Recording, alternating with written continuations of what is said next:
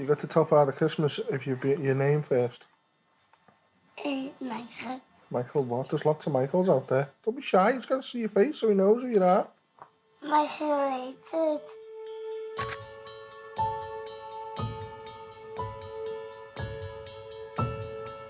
Mikey's love for the family was more than I've ever seen. He was the glue to our family. There's a brass band playing and we're walking through Brixham Harbour and he just starts dancing to the crescendo of the brass band playing, which, you know, made me smile. Mikey was a fun friend, always cracking jokes, and we'd like jump out on one another and like try and scare one another. Just good times.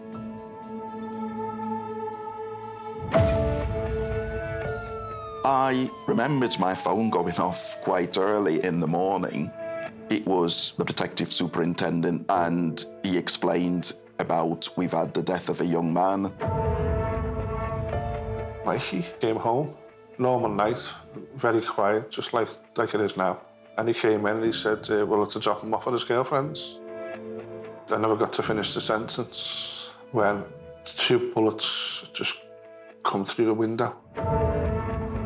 And I remember I had Mikey just running, and then my dad running. And I was so clueless what was going on. To be in your kitchen, the sanctity of your own home, and to be shot not just once, but twice. 30 seconds earlier, he was sitting there watching a television programme. Now your son's on the floor in your house, dying in front of you. My birthday is forever tarnished by this horrible memory that a day later is the night I lost me everything. We could never ever forget when evil visited, or the millions of happy memories, and that the evil won.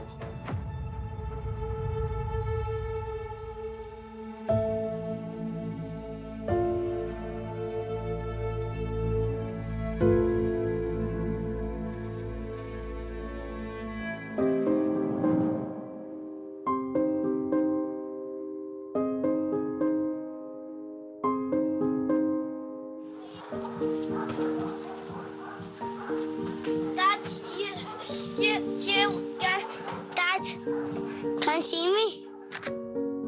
This picture here shows the first picture of Joanne seeing Michael. He was well enough to see the baby itself, which thankfully wasn't too long because he was born, you know, very, very healthy. That's good. Yeah.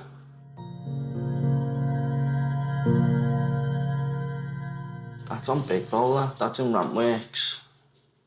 I mean, it doesn't look it, but that's a very, very high ramp. He was a daring skateboarder. He had no fear whatsoever when it came to riding.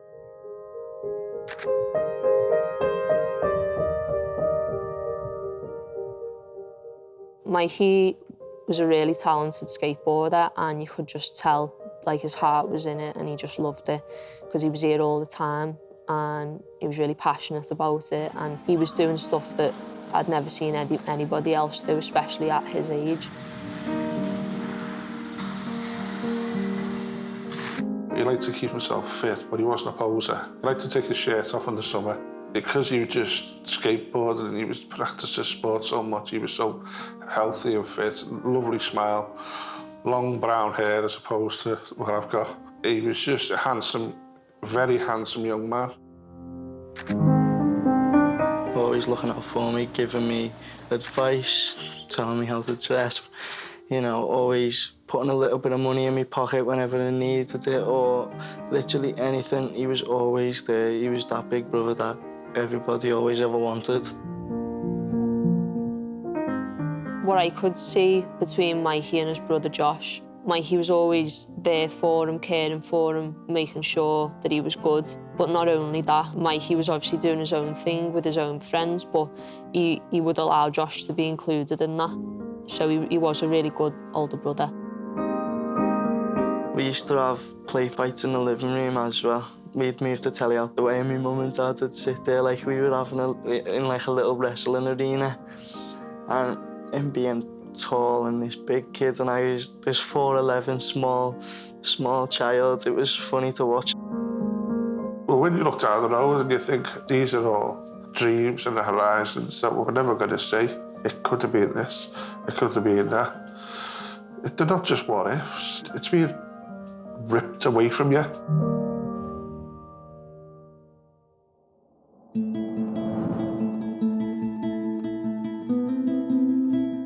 I remember the 6th of April first because that was the day before Joshua's birthday. He just turned 16. It was a nice spring day. Every morning he'd come down and he'd check on everybody. He'd ask how we were all doing. He'd do what he needed to do around the house. He'd sort the washing out, he'd do the dishes, he'd clean up for me mum. And once everything was done that he needed to do, he'd go out and enjoy his day with his friends.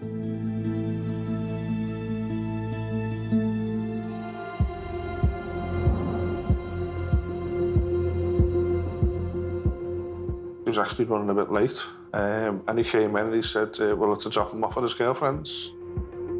It's getting to about like around 11 o'clock. I remember our Mikey popping his head, and he comes over to me and says, do you know where my clothes are? Because I know you've been wearing them.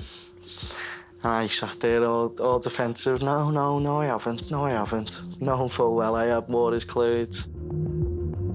I reluctantly agreed, but I was never ever not going to take him. I just tired, wanting to go to bed. So he went in the kitchen to get some cans of Coke and some other bits, sit up and watch some movies or something when he got round there. I just sat there for a couple of minutes. I thought I'd better go and prompt him. So I got up and walked into the back room, which led into the kitchen doorway. And I said to Michael, I said, can you hurry up please, son? And I never got to finish the sentence. It was the loudest noise I've ever heard.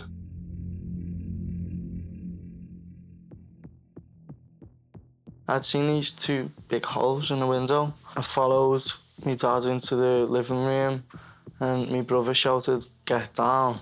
And I was lying on the floor in the living room. My dad, he was standing there so shocked. He didn't know what to do. It was horrible. He was just frozen, and he snapped out of it. He ran past me, and in them milliseconds, I'm thinking, I'm okay. He's okay because he's running in front of me. We just got into the hallway where we felt there was no windows, and we had hold of each other. We were sort of like trying to protect each other, thinking nobody's got hit. But okay, there's no blood. Michael said, Dad.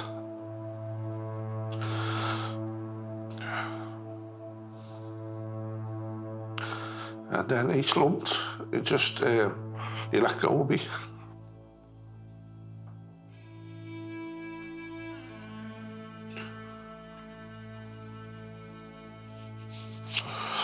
So that's the moment you realise there's something seriously wrong. Me and my dad, we flipped him round and we lifted up his top to see. We thought there was just one, but there was two, and we seen the one in his chest, and we did what I thought I should do, and that was cover the hole with a towel, because I'd seen that that's what you do, and it didn't work. The noises, it's a haunting noise that I'll always remember. And I remember shouting to him, come on, Mikey, you're gonna be okay. You're gonna be okay. I remember the colour just draining from his face. I picked up that phone. The first thing I said was my brother's being shot.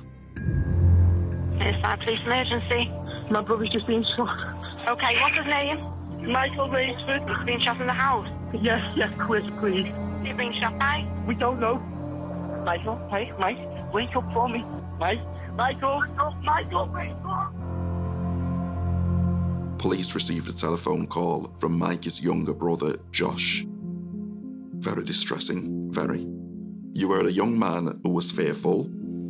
You were a young man screaming, begging his brother not to die. He had the presence of mind to tell the call taker that he was fearful for his and his family's safety because he didn't know whether or not the assailants were going to return. I'm his brother, I'm his younger brother. We don't even know if we're safe. We don't know if we're safe to be here right now. Michael became unresponsive. I tried to give him CPR.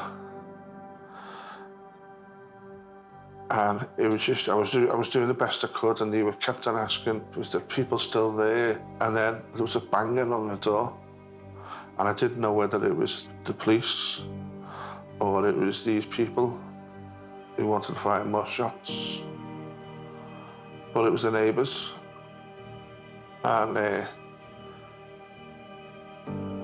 I can see the faces, how terrified they were when they seen what they saw.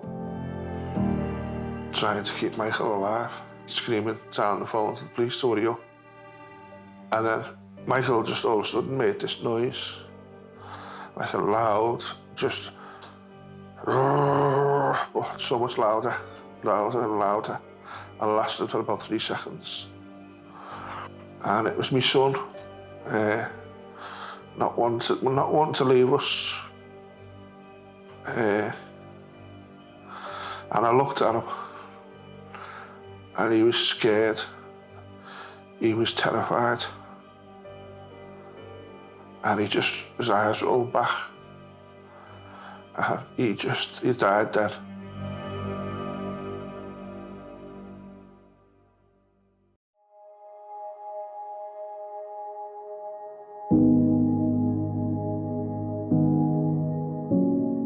You getting your mum a present?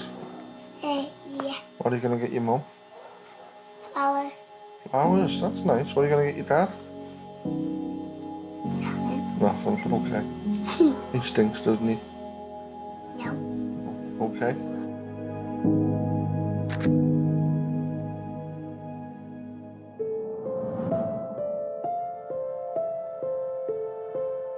Michael Rainsford murder happened late on April the 7th. And I think as crime reporter, quite often I'd be dialed into what's happening pretty much 24/7. We knew that there'd been a shooting that night, and we knew that somebody had been hurt.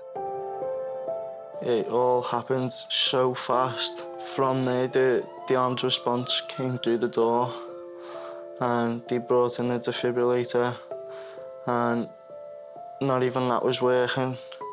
So they took him away in the ambulance, still trying to resuscitate him. And we were watching from the front door, him getting taken away.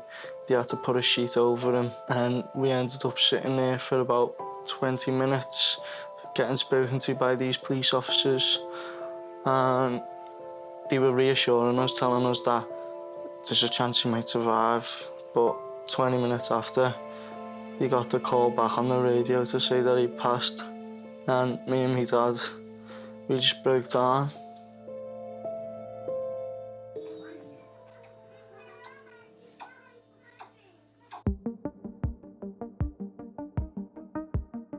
I remembered my phone going off quite early in the morning. It was the detective superintendent, and he explained about we've had the death of a young man. Before long, I was in my car driving to work. Became aware that, sadly, it became a murder investigation, and after that, attention turns to two things, really. One, who's a victim, and two, what are the circumstances that have led to this scenario. Based upon the nature of the shooting, coming outside of the home in through a kitchen window, they were looking outside the home for shell casings, for witnesses who may have seen cars or people coming and going. There's a lot less guns in the United Kingdom compared to the United States. So looking at who may have a gun, how this gun could be moved throughout the city.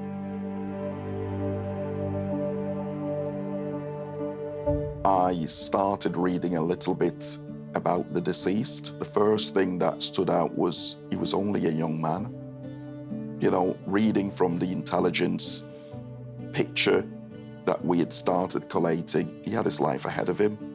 I found out subsequently that Mikey was a keen spokesperson, that he was a really good skateboarder. Me and Mikey met when I was about 15. We were just friends ever since then. So he kind of helped me get comfortable in the skate park and introduced me to other people and the friend group that they all had here, and then just started to like help me skate and teach me all the stuff that he knew. He was on a skateboard first time I ever videoed him, and he was actually inside the building of this complex, and he fell off it and landed on the floor. And then that was sort of like the start of, you know, his journey into skateboarding. He never fell off a skateboard after that. One of my favourite memories with Mikey was when he took me to Southport for the first time, and I hadn't been there before. And Mikey was like, wait for this tram to come past and then we'll go behind it. But I didn't know what he was going to do, and then this tram come by and he's like, quick, grab onto it. So next thing, we both grab hold of the back of the tram on our skateboards, and this tram's pulling us down the track and we're just laughing our heads off.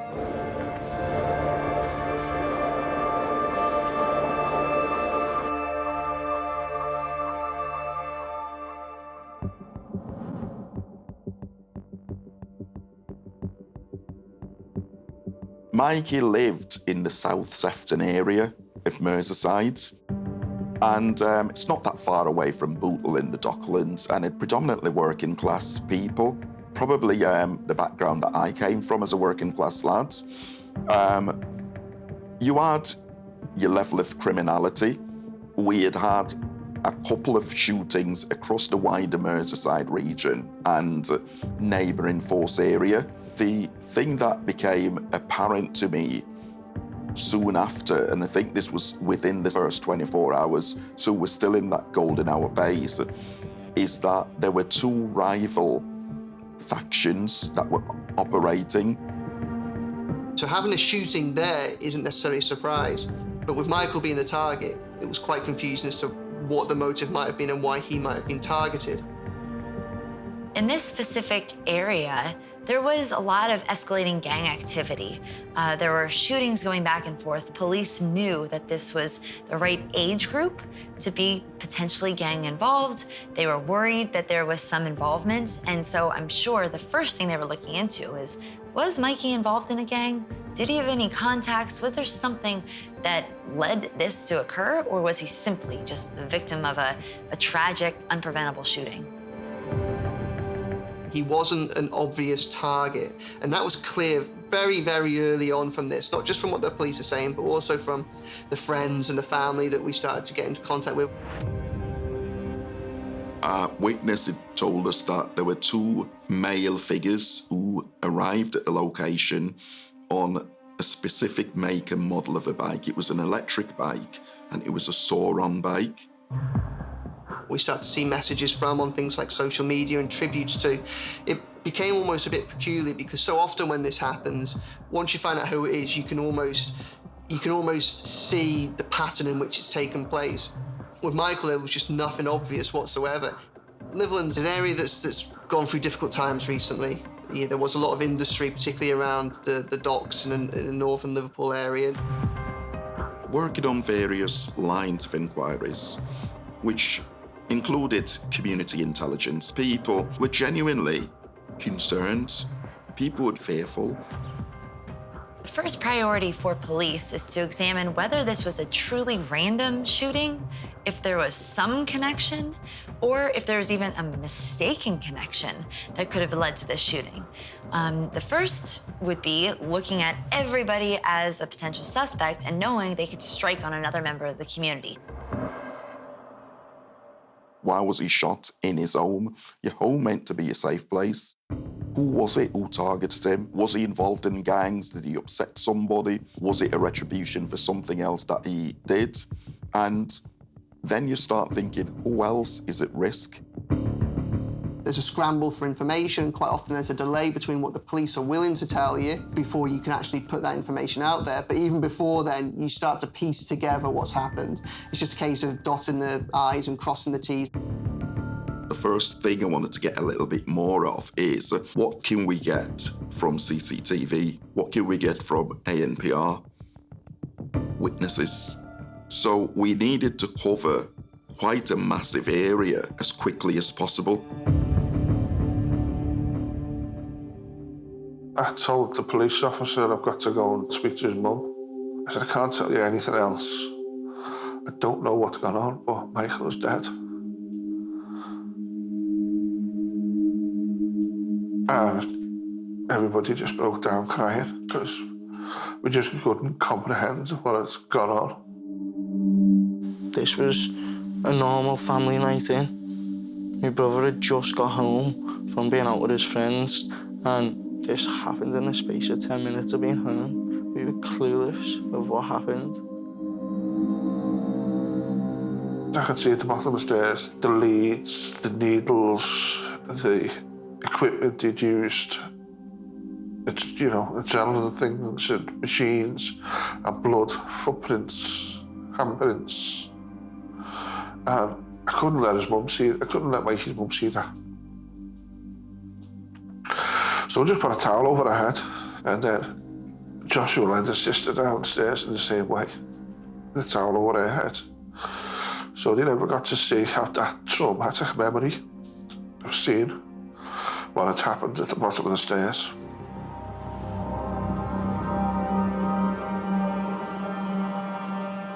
With Michael, there was just nothing obvious whatsoever.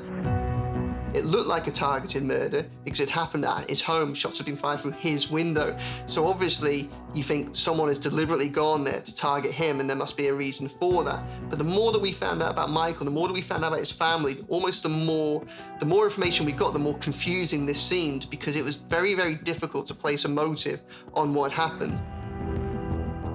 I wasn't just looking for evidence connected to the shooting, the act of murdering Mikey. I always wanted to see what sort of lifestyle did he have. Was Mikey a gangster, as they use it? Did he have firearms? Did he have wealth? Did he have anything that I could give as a motive for why he was targeted? And I didn't find it. Didn't find other than a couple of pair of trainers. I remember walking away from the scene knowing that the assailant had targeted Mikey. I knew that they were shooting to harm Mikey, and this was from information that I got. In the days and weeks after Michael's murder, for the first week we were in a bubble. And then we were allowed to go back towards the house, and they said we could go inside the house, and the bullet holes were still in the window. There was still shards of glass all over the kitchen on top of Joshua's birthday cake. It was a sight to see, you know, a banner in the living room, spots of blood in the hall, you know. But everyone was saying the same thing. Why Mikey? The reality kicked in actually quite a far way down the line. After that happened, we were told that we couldn't no longer stay there because it was a crime scene and we had to stay somewhere else. And it was such a hard decision because that's the only home I've ever known for 16 years of my life. And that decision was probably one of the hardest decisions to make, not to go back.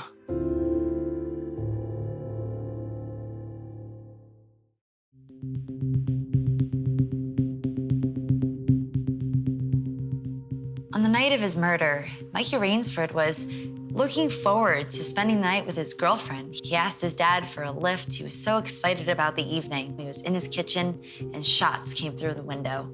And unfortunately, he died in his dad and brother's arms in a hallway in his own home. The local policing team, we were able to start linking, because intel were coming in with different names, but two names that were quite high up on that list were Pip and Worm. I also started looking a bit closer to an incident that occurred not so long before the shooting, and this incident involved an allegation of criminal damage, and it occurred at Racina Street. That address happened to be the home address of Joyce Smith, who is the mother of James and Michael Foy. These are the two prominent members of a gang. Going from local intelligence and from statements by officers, we were quite quickly able to narrow down that Pip was in fact the nickname for James and Worm was in fact the nickname for Michael. Heard about the potential involvement of the Foys before they were charged, during the early stages of the police investigation. You know, it's a family that was known about in the area. I'd sat in the same room as Michael Foy just a couple of years earlier when he was jailed for drug dealing, for his involvement in a gang that dealt drugs in the streets around where he lived. Michael hasn't been dead for 24 hours yet. They had in the region of 60 phone calls, all saying the same names that night. I'd never heard of the Foys. I'd never heard James or Michael Foy. I always knew that he didn't know who it was because he never had enemies. He never had. He never upset anyone. No one ever had a reason to target him. Telephone data led us to execute a warrant at an associate of the Foy brothers. We subsequently seized their phone, didn't get the firearm or the motorbike, but the telephone data resulted in us executing a warrant at an associate of the Foys because we knew that they'd been in touch, communicating on the phone within the relevant time. We subsequently seized this person's phone and was able to get it downloaded and embedded within Snapchat was a still image. Also bedded within this photograph was a very cryptic message which said something along the lines of, "Tell your ma, duck, don't use bricks." Then it had two emojis which looked like it was saying, "Haha, tell your ma, duck, don't use bricks, bang bang."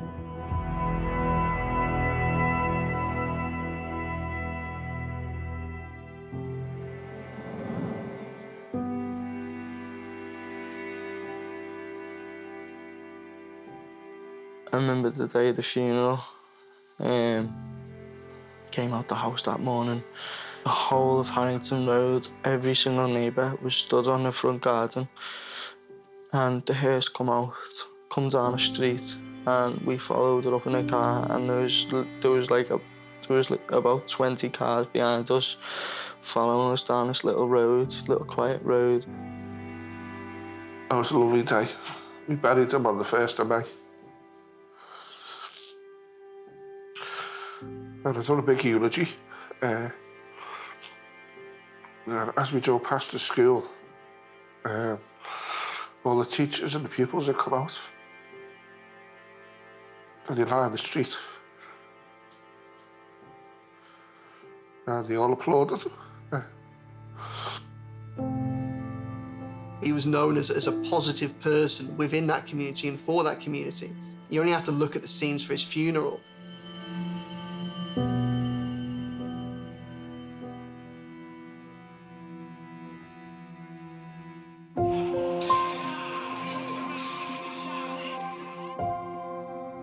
I was always quite scared to start riding in new places, but with our Mikey, he always just jumped straight on and got to work, didn't he? Yeah, always. He wasn't bothered as soon as he had a skateboard under his feet. He didn't have a care in the world. This shows it because what this picture shows is Smile. Yeah. But it doesn't show you the 20 people out of shot of how many friends and how warm he was with people. Mikey was gunned down in his own home while he was doing absolutely nothing wrong. Police saw this and knew they had very dangerous offenders out on the streets, and they were moving as fast as they could to remove them. Michael Rainsford murder, the storyline essentially started just after 10 o'clock on the night of April the 7th. What happened essentially was the home of the Foys, where their mother was alone, bricks got put through the window, and that sparked a whole series of events really with the brothers finding out about it, trying to think who might be responsible, and then trying to enact retribution as quickly as possible. Bricks were thrown through the window of the family seat of the Foys. The mom then made a telephone call to her son, James, who in turn contacted Michael Foy. Arrangements must have been made because we were able to prove that James travelled to a nearby park and Michael's girlfriend dropped him off at that location. The CCTV evidence shows two people travelling back towards Reseda Street on that motorbike. We know that the Foys made telephone calls to their associates, and then they seemed to travel directly to Harrington. I believe somebody gave them Mikey's name and likely to be his address.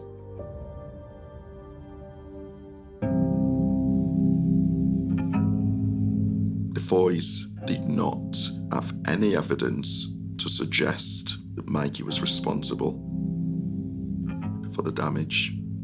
But again, if you look at it, a brick through a window and their response is to use a firearm. In an hour, they're pulling the trigger of something that they don't even know. That tells you everything that you need to know about them. The lack of due diligence, lack of thought process, even in terms of, the trail of clues that they leave that help the police to solve their crime, doesn't belie any sophistication. It belies an idiocy and a complacency and an arrogance.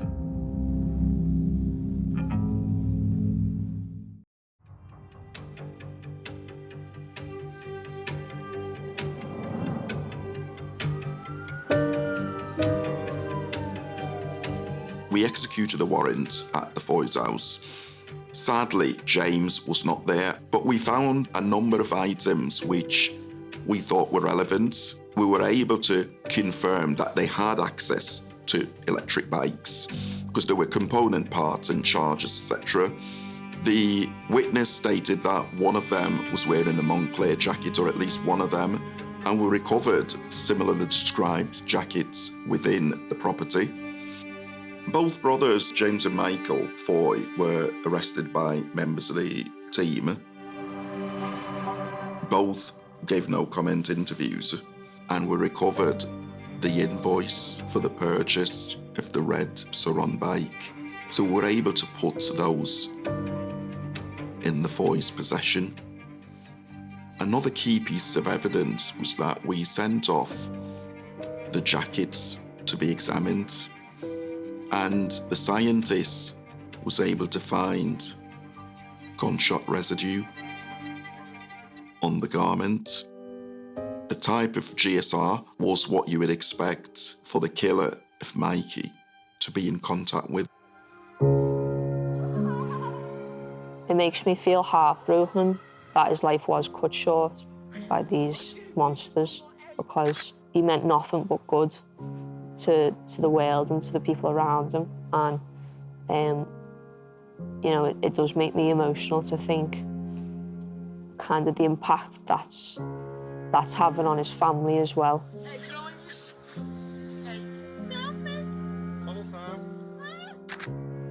We discovered that my son was murdered in retribution for a broken window where these two lads lived with the mother in Seaforth.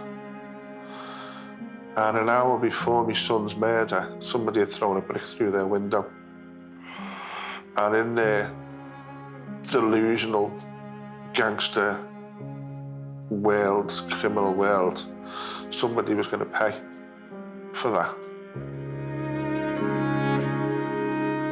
To know that someone had took my brother's life over a broken window, to any rational person, that seems so bizarre to do something like that.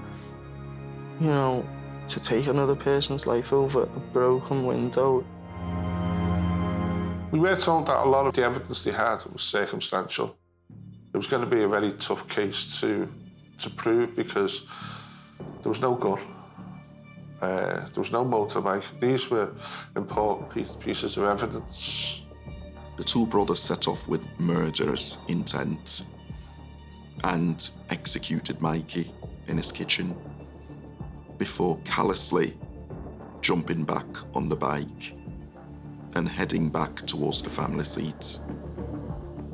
The call data and the telephone information, CCTV, suggested at some stage their uncle assisted them with disposing of the bike. We were never able to prove where the weapon went, who disposed of it, is it hidden?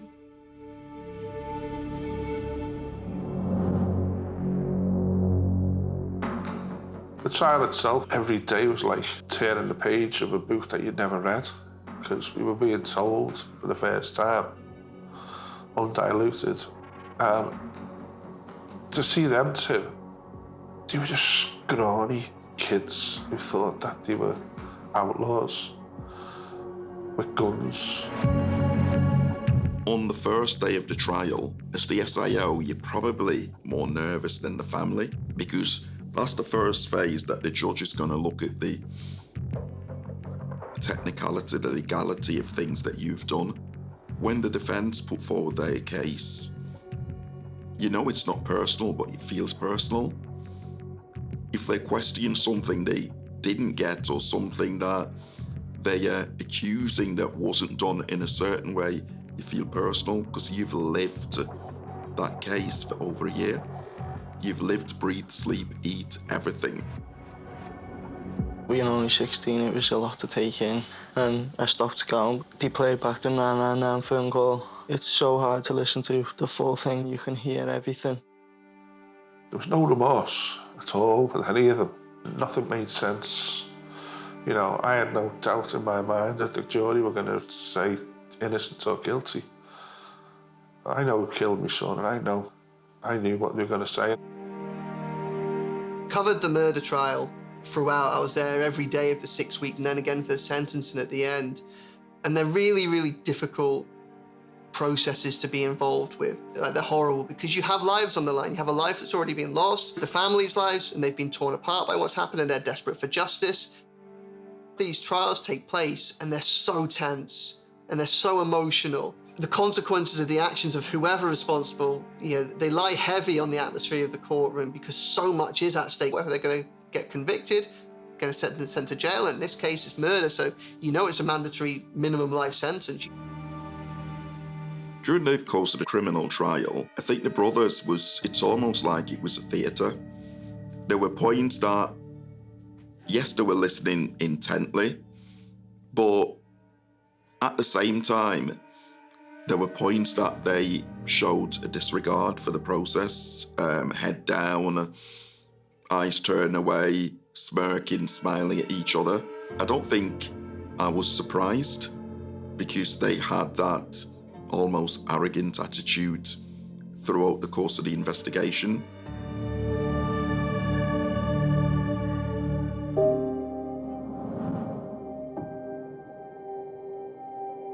I went to the verdict. I couldn't miss that. And I remember just every single day I was there, I couldn't take my eyes off them. Just knowing it was them who'd done that. Michael had been murdered, he was dead, he wasn't with us anymore. And it was just a shard of relief, comfort that the people who'd done it had been killed, but it wasn't bringing them back. It really was extraordinary what unfolded in Liverpool Crown Court that day. We've heard the Foys and their barristers protesting their innocence. They were looking at the jury.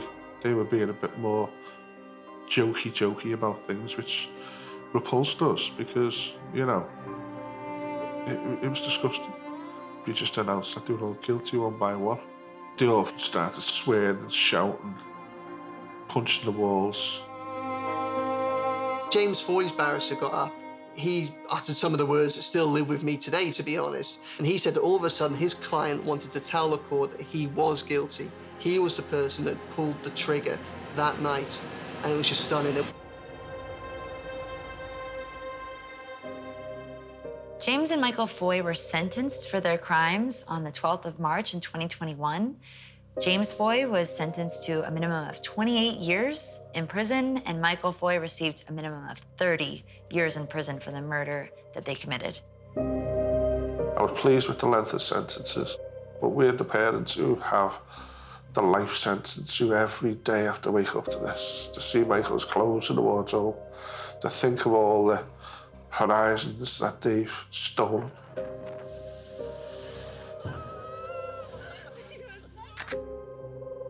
I have never commented on sentences. I'd never try and say I think it should be more, I think it should be less.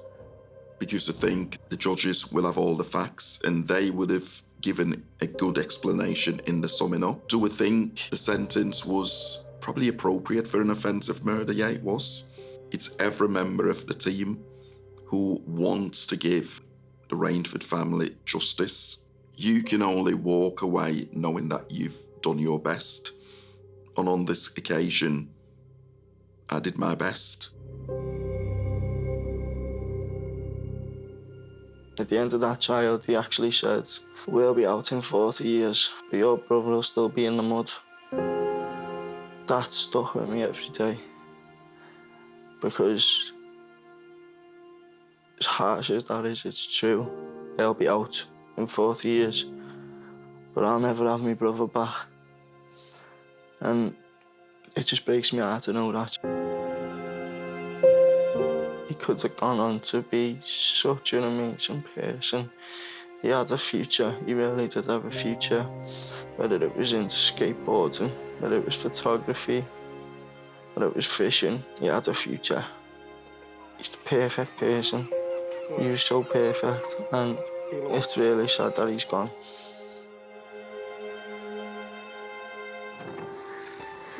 He could go into this skate park he'd never been to before, where all the local kids were skating, and they'd all stop and watch. Who's this kid? You know, he was that talented. You know, he could have, you know, it could have gone as far as he wanted it to. I think that it's really devastating that he won't be able to live out all of these opportunities that would have been there waiting for him, given all of his talents. He could have done a whole host of different things with his life. Especially now with the BMX and the skateboarding, it's kind of getting more popular, and with the Olympics and stuff like that. And I genuinely believe Mikey could have, you know, given them all a run for their money because he was just that good. Since Michael's murder, we all changed for the worse. Physically and mentally, I could happily draw the curtains and never go out again. And when you do go out, you put a mask on because of what it does to you. And it's the same for Joanne, Mikey's mum. You take it all for granted before these things, you know. You walk around the house and you sit in your brother's room and you have arguments with your brother and you just take it all for granted. The first thing I did when I came back was go straight to the window, and from there I went straight up to his room and I lied there and I just lied there for hours, you know, just holding his personal belongings, you know. It was horrible.